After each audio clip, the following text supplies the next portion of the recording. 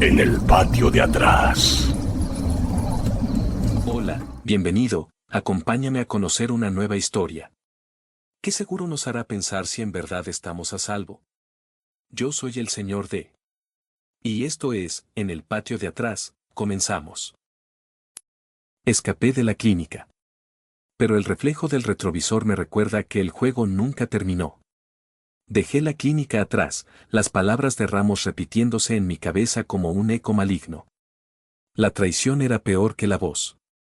El sol ardía sobre la carretera desierta que serpenteaba hacia la nada. Un lienzo de asfalto agrietado bajo un cielo implacable. Había encontrado un viejo camión de carga, abandonado en una gasolinera fantasma, sus llantas casi deshechas, el metal oxidado brillando bajo el calor. El olor a gasolina rancia se mezclaba con el de la tierra seca y el metal recalentado. Un aroma tan familiar en este México moribundo y olvidado por el tiempo. Aún me aferro a la regla que había descubierto con tanto horror, apago las luces antes de mirar un cristal, aunque ahora el sol es el enemigo, y el riesgo de un accidente en esta carretera solitaria se suma al terror intangible. Los espejos laterales, los cristales de las ventanillas, el brillo traicionero de cualquier superficie pulida, un descuido y todo se acaba. El mundo exterior, en ruinas, silencioso, con sus pueblos fantasma y sus infraestructuras colapsadas. Me susurra que la verdadera amenaza no son los vagabundos errantes ni los restos de lo que fue el apocalipsis, sino lo que llevo dentro de mí, lo que se gestó conmigo en esa maldita clínica. En el espejo retrovisor, mi cara se veía cansada, pálida, con ojeras profundas que parecían grabadas en mi piel.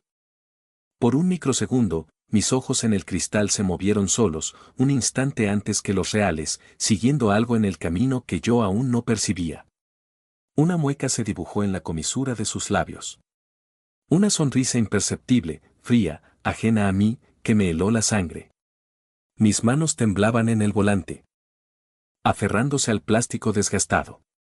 En el compartimento de la guantera, encontré un viejo ticket de caseta, descolorido por el sol. Lo desdoblé con dedos torpes. Fecha, 12 de septiembre de 2025. Hora, 3:37 de la mañana. Pero el año aún era 2024. Imposible. Un error, una impresión defectuosa. O una señal más de que el tiempo mismo se había roto, que la realidad se deshilachaba a mi alrededor. Encendí la radio, girando la perilla con la esperanza de encontrar cualquier señal de vida, cualquier voz humana que no fuera la mía. Solo estática, un muro de siseos y crujidos. Luego, una voz distorsionada. Apenas audible, emergió del ruido blanco, repitiendo una frase que no pude descifrar, pero que sonaba terriblemente familiar, como un eco de mi propia desesperación o de la voz que me había atormentado en la clínica. Se cortó de repente, dejando un silencio más pesado que antes. No apagué la luz del sol. Solo aceleré, dejando atrás el polvo y el silencio que parecían perseguirme.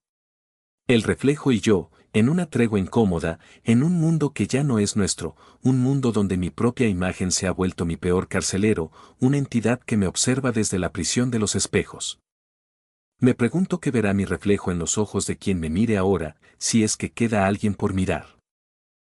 El eco de mi propio nombre, en mi propia voz, me persiguió mientras revisaba cada rincón de la clínica, una sombra acústica que se arrastraba por los pasillos vacíos.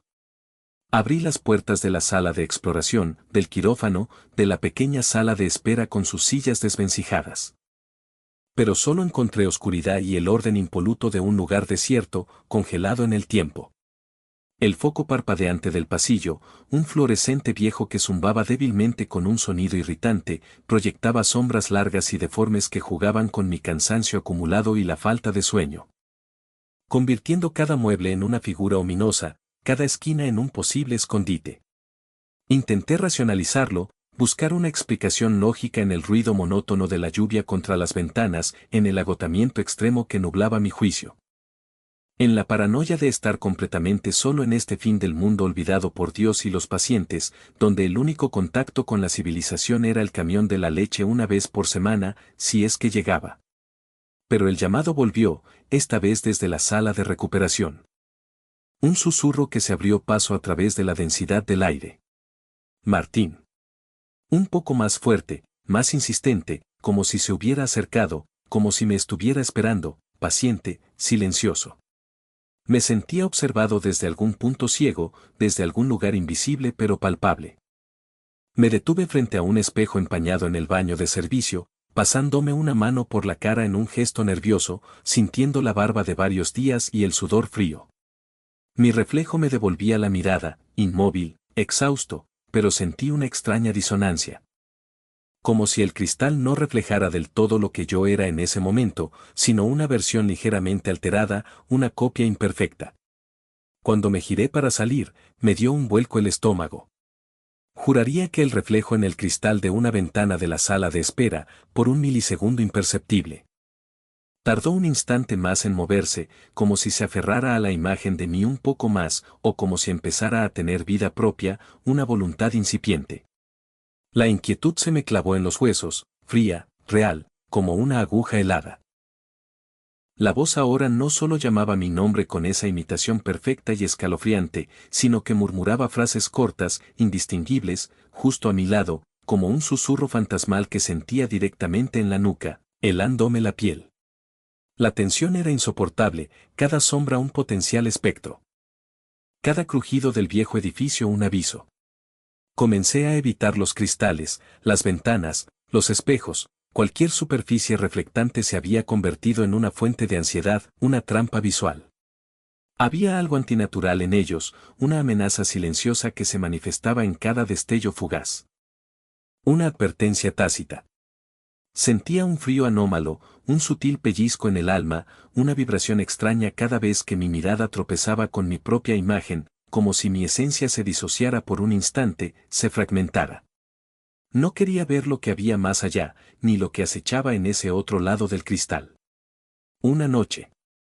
Mientras me preparaba un café instantáneo en la pequeña oficina del doctor, buscando algo de calor y consuelo, el olor a café quemado mezclándose con el persistente aroma a desinfectante y el zumbido constante y monótono del generador en el exterior, vi mi reflejo en la ventana oscura. Afuera. La noche era un pozo negro, impenetrable, sin estrellas, sin luna, solo una oscuridad opresiva.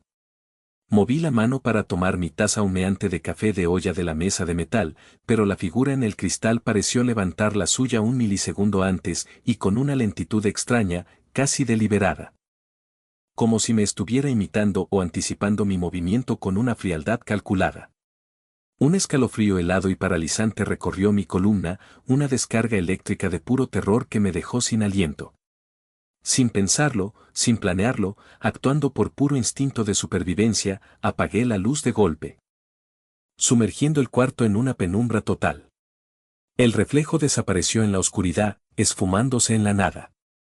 Cuando volví a encenderla, solo estaba yo, temblando, aliviado, pero con una nueva y terrible certeza grabada a fuego en mi mente, una regla tácita.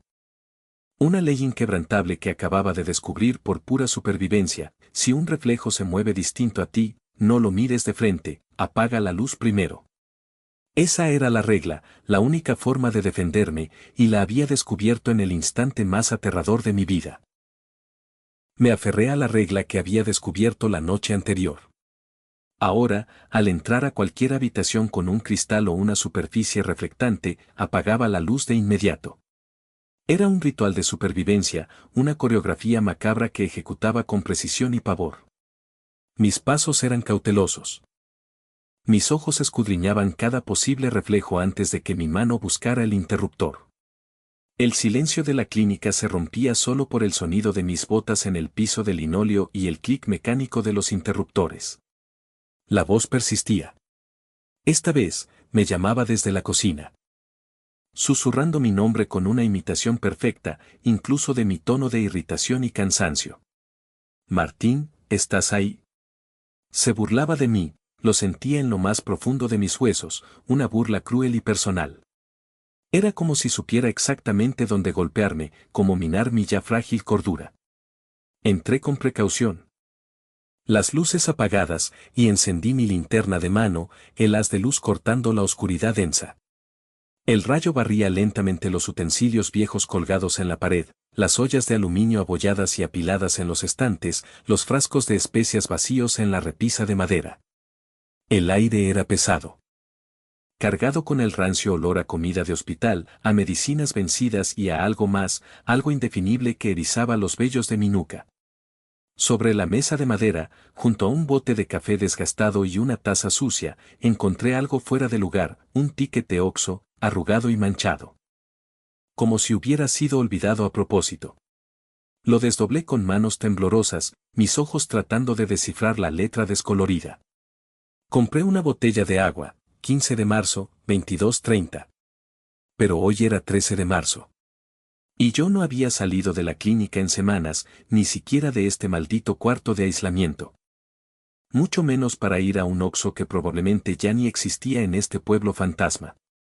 ¿Cómo era esto posible?